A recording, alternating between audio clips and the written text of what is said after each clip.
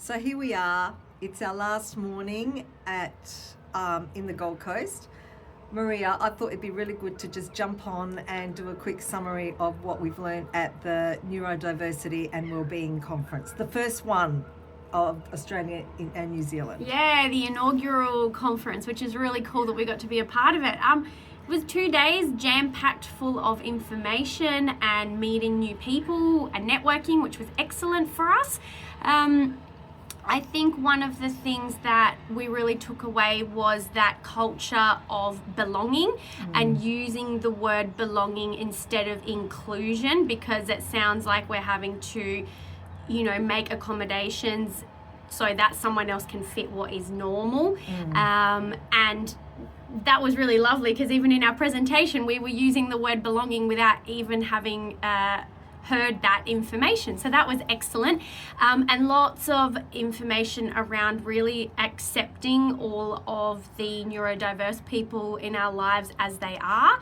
And not only our families, but our employees, our family members personally, and our friends. So, and you don't have to have any diagnosis. It's just about difference and celebrating difference, which I absolutely loved, right? And the other thing I loved was they were really not happy with the word building resilience. That was challenging for us, because we thought, okay, what do you mean by that? So do you want to clarify a bit what we learnt, Dana? Yeah, so building resilience is about that we're trying to make the child fit into a system. So we're building the resilience of the child to fit into a system, whatever that is, whether it's health, education, community, family. But instead, we need to really think about the individual profile of the child.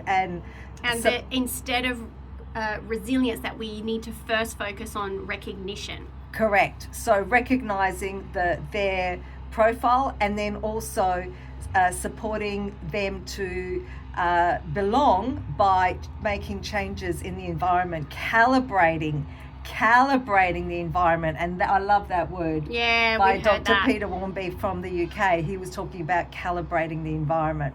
And that recognition over resilience was also really highlighted for parents as well, because it's really hard to be resilient when you're carrying, so much, to the point of burnout often.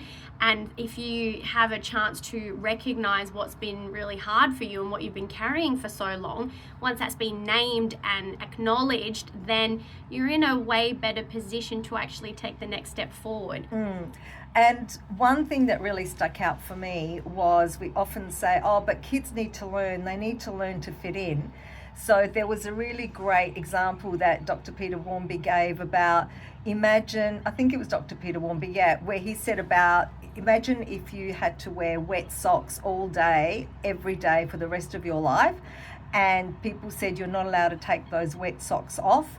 How would you feel after even an hour, 2 hours, 2 months, 2 years, a decade, 2 decades? You would feel very worn down. And he said that a lot of people that are neurodivergent, that is how they feel all the time. So it's really about how do we support them to belong in our environments. That's making me think of another thing that we also heard, where we're a lot of the time we're hearing about safety. We need to, safety is the foundation for all other types of development, which we know is true.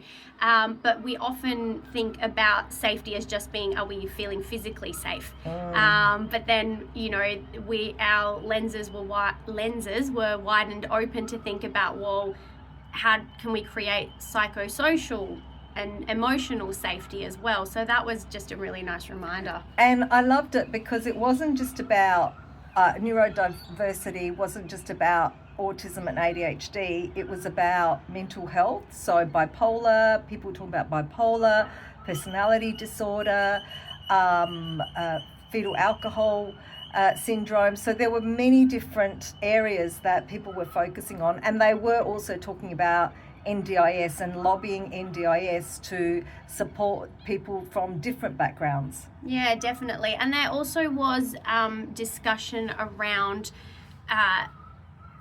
everyone within this community not perpetuating stigmas perhaps of what neurodiversity might look like, because you can have some people who are really proud perhaps to share their neurodiversity and want to, you know, shout it from the rooftops, and there are other people that would prefer to keep that something private for themselves, and that's totally fine. And I think that was really nice, because you know, you might be listening to a presentation and going, this doesn't align with me, and then you hear someone else share a different perspective and you go, yeah.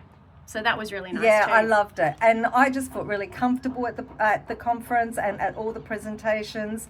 I felt everybody spoke authentically from their hearts, and I really would like to go again next year, and it's in September next year.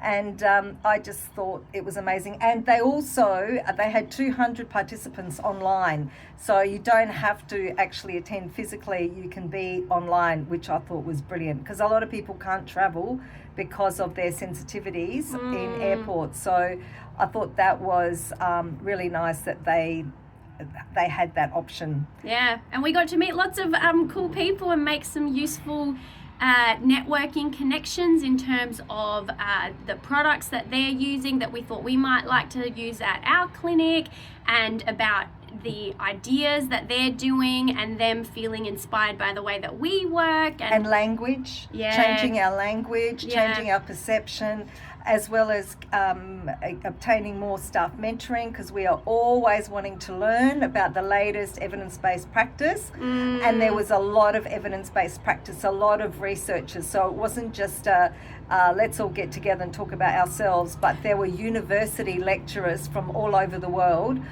talking about their studies in this area. And that was really great for us, because, you know, I guess it's easy for sometimes people to think that all we do is, you know, we work 9 to 5 and then we clock off and we don't think about you guys anymore or about our families. We're constantly thinking about our families and how we can be of better service to them, and often that looks like us doing mentoring on a Sunday morning, or definitely, yes, Sunday morning when we're in our PJs, 7:30, 8:30. Yeah, so it's just nice to also be able to share that we reach out for all these supervision opportunities so that we can serve our families better. So a score out of 10, what would you give the conference, Maria, for yourself? What would you think it was?